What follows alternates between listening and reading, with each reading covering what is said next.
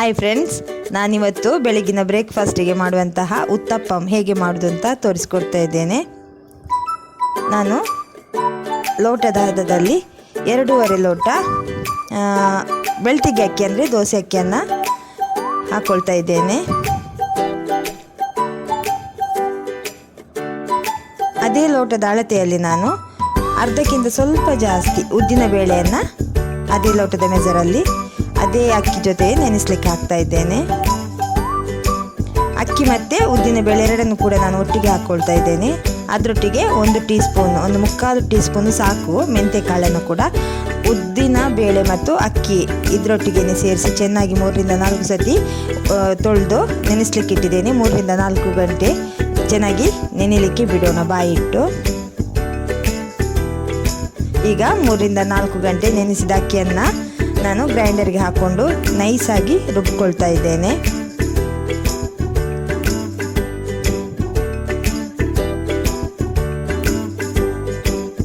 ಉದ್ದಿನ ಬೇಳೆ, ಮೆಂತ್ಯ, ಆನಂತರ ಅಕ್ಕಿ ಮೂರನ್ನು ಕೂಡ ನಾವು ಒಟ್ಟಿಗೆ ತೊಳೆದು 3ರಿಂದ 4 ಗಂಟೆಗಳ ನೆನೆಸಿದ ಅಕ್ಕಿಯನ್ನು ಈಗ ನಾನು ರುಬ್ಕೊಳ್ತಾ ಇದ್ದೇನೆ. ಮೆಂತ್ಯ ಕೂಡ ಅದೇ ಉದ್ದಿನ ಬೇಳೆ ಮತ್ತು ಅಕ್ಕಿಯೊಟ್ಟಿಗೆ ನೆನೆಸಲಿಕ್ಕೆ ಹಾಕಿ ನೀವು ಆದಷ್ಟು ನುಣ್ಣಗೆ ರುಬ್ಕೊಳ್ಳಿ.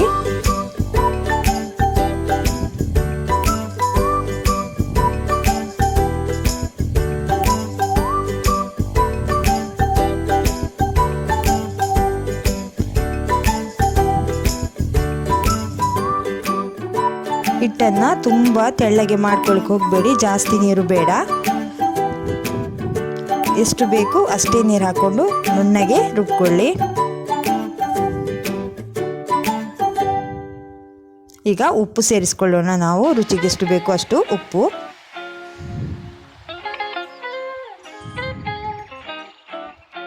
ಈಗ ನಾನು ನುಣ್ಣಗೆ ರುಬ್ಬಿಟ್ಟುಕೊಂಡಂತಹ ಅಕ್ಕಿ ಹಿಟ್ಟನ್ನು ಗ್ರೈಂಡರ್ನಿಂದ ತೆಗೆದು ಬೇಕಾದಷ್ಟೇ ನೀರು ಸೇರಿಸಿ ಹಿಟ್ಟನ್ನು ಚೆನ್ನಾಗಿ ಮಿಕ್ಸ್ ಮಾಡ್ಕೊಳ್ತಾ ಇದ್ದೇನೆ. ಇದು ನನಗೆ ನಾಳೆ ಬೆಳಿಗ್ಗೆ ಬ್ರೇಕ್ಫಾಸ್ಟಿಗೆ ಮಾಡಲಿಕ್ಕೆ ನಾನು ರೆಡಿ ಮಾಡ್ಕೊಳ್ತಾ ಇರೋದು. ಅಕ್ಕಿ ಉದ್ದಿನಬೇಳೆ ಮೆಂತ್ಯ ಆದಷ್ಟು ನೈಸಾಗಿ ರುಬ್ಕೊಳ್ಳಿ. ಉತ್ತಪ್ಪಂಗೆ ನಾವು ಆದಷ್ಟು ನೈಸಾಗಿ ರುಬ್ಕೊಂಡಷ್ಟು ಹಿಟ್ಟು ಚೆನ್ನಾಗಿ ಉದುಗು ಬರುತ್ತೆ. ಚೆನ್ನಾಗಿ ಕಲಸ್ಕೊಂಡು ಒಂದು 6ರಿಂದ 7 ಗಂಟೆ ಕಾಲ ಫರ್ಮೆಂಟೇಷನ್ಗೆ ಇಟ್ಕೊಳ್ಳೋಣ.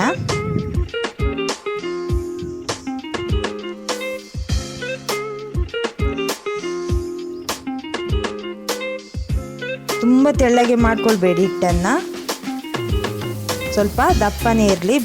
ಬೇಕಾಗಿದ್ದರೆ ನಾವು ಬೆಳಿಗ್ಗೆ ನೋಡಿಕೊಂಡು ಸ್ವಲ್ಪ ನೀರು ಸೇರಿಸ್ಕೊಳ್ಬೋದು.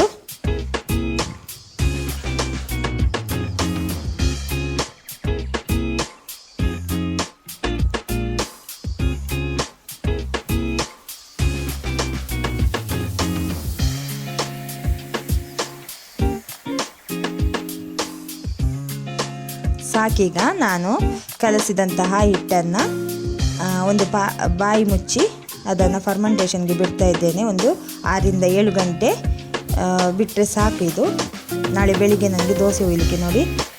ಈಗ ಫರ್ಮೆಂಟೇಷನ್ಗೆ ಇಟ್ಟಂತಹ ನಿನ್ನೆ ರಾತ್ರಿ ನಾನು ಕಲಸಿಟ್ಟಂತಹ ಅಕ್ಕಿ ಉದ್ದಿನಬೇಳೆ ಹಾಗೆ ಮೆಂತ್ಯ ಹಿಟ್ಟು ನೈಸಾಗಿ ಈಗ ರುಬ್ಬಿಟ್ಕೊಂಡಿದ್ದೇನೆ.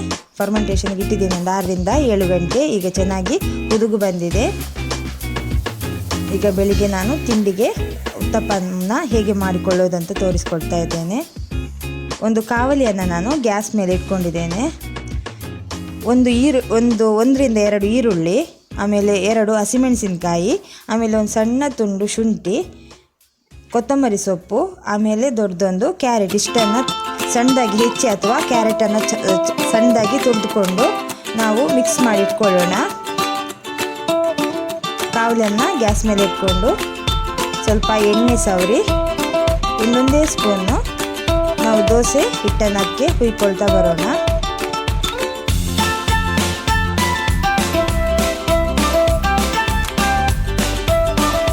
ಅದರ ಮೇಲೀಗ ತುರಿದ ಕ್ಯಾರೆಟ್, ಆಮೇಲೆ ಸಣ್ಣದಾಗಿ ಹೆಚ್ಚಿದಂಥ ಕೊತ್ತಂಬರಿ ಸೊಪ್ಪು, ಈರುಳ್ಳಿ, ಕಾಯಿ ಮೆಣಸು ಇದನ್ನೆಲ್ಲ ಅದರ ಮೇಲೆ ನಾವು ಕಾವಲಿಯಲ್ಲಿ ಹಾಕಿದಂಥ ದೋಸೆ ಮೇಲೆ ಹೀಗೆ ಹಾಕ್ಕೊಳ್ತಾ ಬನ್ನಿ.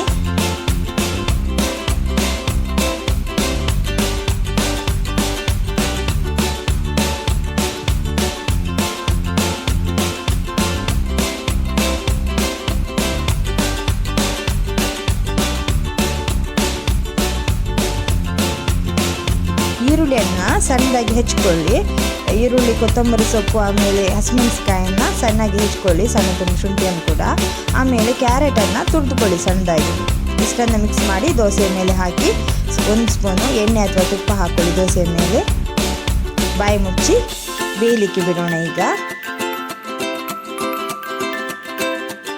ಈಗ ದೋಸೆಯ ಕೆಳಭಾಗ ಚೆನ್ನಾಗಿ ಕಾದಿದೆ, ಅದನ್ನು ನಾನು ತೆಗೆದುಕೊಳ್ತಾ ಇದ್ದೇನೆ.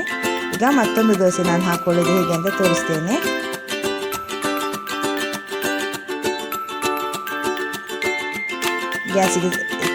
ಗ್ಯಾಸ್ ಮೇಲೆ ಇರುವಂಥ ಕಾವಲಿಗೆ ಸ್ವಲ್ಪ ಎಣ್ಣೆ ಹಾಕಿ 1 ಸ್ಪೂನ್ ದೊಡ್ಡ ಸೌಟಲ್ಲಿ 1 ಸೌಟು ಹಿಟ್ಟನ್ನು ಹಾಕ್ಕೊಂಡು, ಜಾಸ್ತಿ ಅದನ್ನು ಸ್ಪ್ರೆಡ್ ಮಾಡಬೇಡಿ, ಹಾಗೆಯೇ ದಪ್ಪನೇ ಇರಲಿ ದೋಸೆ ಹಾಕಿದ ಕೂಡಲೇ ಅದರ ಮೇಲೆ ನಾವು ಹಚ್ಚಿಟ್ಟಂತಹ ಎಲ್ಲ ತರಕಾರಿಗಳನ್ನು, ಸೊಪ್ಪನ್ನು ಹಾಕಿ ಅದರ ಮೇಲೆ ಒಂದು ಅರ್ಧದಿಂದ 1 ಸ್ಪೂನ್ ಎಣ್ಣೆ ಅಥವಾ ತುಪ್ಪ ಹಾಕಿ ಬಾಯಿ ಮುಚ್ಚಿ ಕಾಯಲಿಕ್ಕೆ ಬಿಡೋಣ. ಎರಡೂ ಬದಿಯನ್ನು ಕೂಡ ಚೆನ್ನಾಗಿ ಕಾಯಿಸಿ ತೆಗಿಬೇಕು.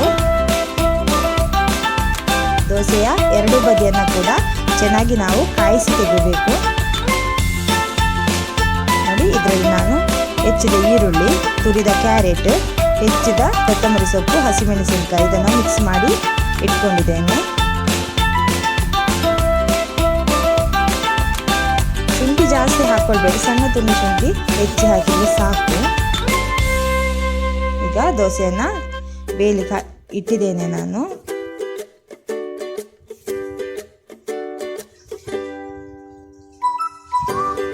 ಈಗ ದೋಸೆ ಒಂದು ಬದಿ ಚೆನ್ನಾಗಿ ಕಾದಿದೆ. ದೋಸೆಯನ್ನು ತಿರುವಿ ಹಾಕ್ಕೊಳ್ತಾ ಇದ್ದೇನೆ. ನೋಡಿ, ಈ ಥರ ತಿರುವಿ ಹಾಕ್ಕೊಳ್ಬೇಕು.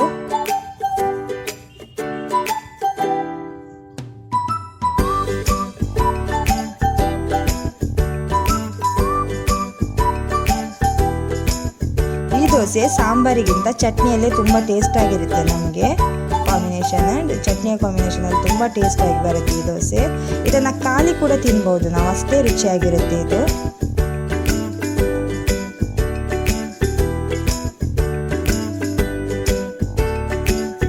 ಆಯ್ತು, ಈಗ ದೋಸೆಯನ್ನು ನಾನು ತೆಗಿತಾ ಇದ್ದೇನೆ ಕಾವಲಿಯಿಂದ. ಎರಡೂ ಬದಿ ಕಾಯಿಸಿ ದೋಸೆಯನ್ನು ನಾನು ಕಾವಲಿಯಿಂದ ತೆಗೆದುಕೊಳ್ತಾ ಇದ್ದೇನೆ. ನೋಡಿ, ಈ ರೀತಿ ಬರುತ್ತೆ ಉತ್ತಪ್ಪಂ ದೋಸೆ.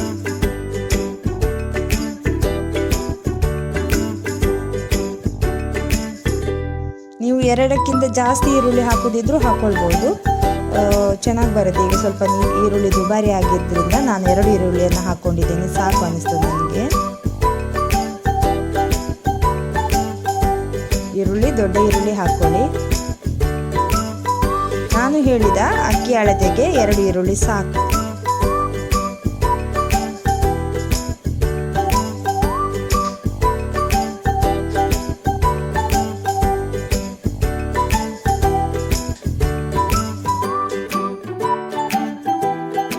ಮತ್ತೊಂದು ದೋಸೆ ಹಾಕೊಂಡಿದ್ದೆ ನಾನು. ಈಗ ಅದನ್ನು ಕೂಡ ಬಾಯಿ ಮುಚ್ಚಿ ನಾವು ಕಾಯಲಿಕ್ಕೆ ಬಿಡೋಣ. ಸೇಮ್ ಮೊದಲು ಮಾಡಿದಂತೆ ಒಂದು ಬದಿ ಕಾಯ್ತಾ ಬರುವಾಗ ಅದನ್ನು ತಿರುವಿ ಹಾಕ್ಕೊಂಡು ಮತ್ತೊಂದು ಬದಿಯನ್ನು ಕೂಡ ಚೆನ್ನಾಗಿ ಕಾಯಿಸಿ ತೆಗೆದುಕೊಳ್ಳೋಣ.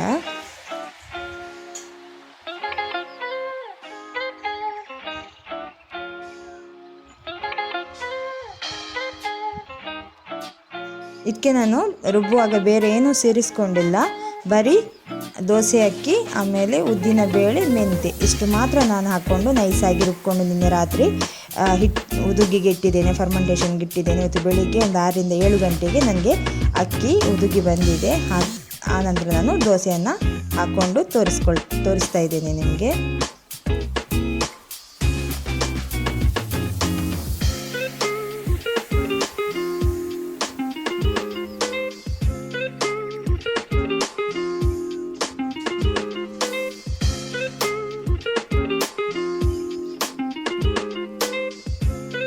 ಉತ್ತಪ್ಪಂ ದೋಸೆ ಈ ರೀತಿ ಬರುತ್ತೆ.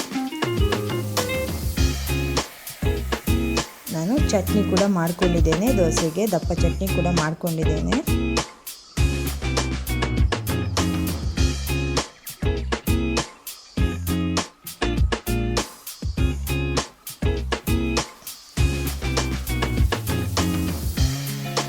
ಈ ದೋಸೆ ತುಂಬ ರುಚಿಕರವಾಗಿರುತ್ತೆ. ಇದು ಚಟ್ನಿ ಜೊತೆ ಅಥವಾ ಖಾಲಿ ಕೂಡ ಇದನ್ನು ನಾವು ತಿನ್ಬೋದು, ಅಷ್ಟು ರುಚಿಯಾಗಿದೆ. ಇದನ್ನು ನೀವು ಕೂಡ ಟ್ರೈ ಮಾಡಿ ನೀವು ಮನೆಯಲ್ಲಿ. ನನಗೆ ಕಮೆಂಟ್ ಮಾಡಿ ತಿಳಿಸಿ ಹೇಗಾಗಿದೆ ಟೇಸ್ಟ್ ಅಂತ.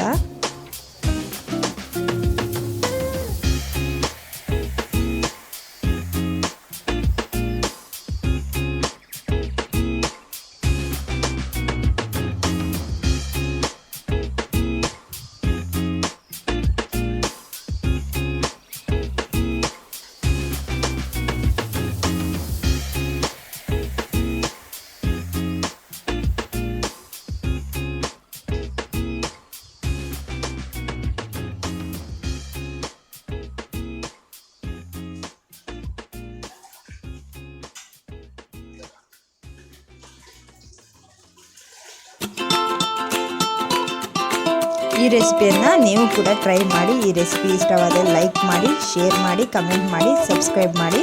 ಜೊತೆಗೆ ಪಕ್ಕದಲ್ಲಿರುವಂತಹ ಬೆಲ್ ಐಕನ್ ಪ್ರೆಸ್ ಮಾಡೋದನ್ನು ಮರೆಯಬೇಡಿ. ಧನ್ಯವಾದಗಳು.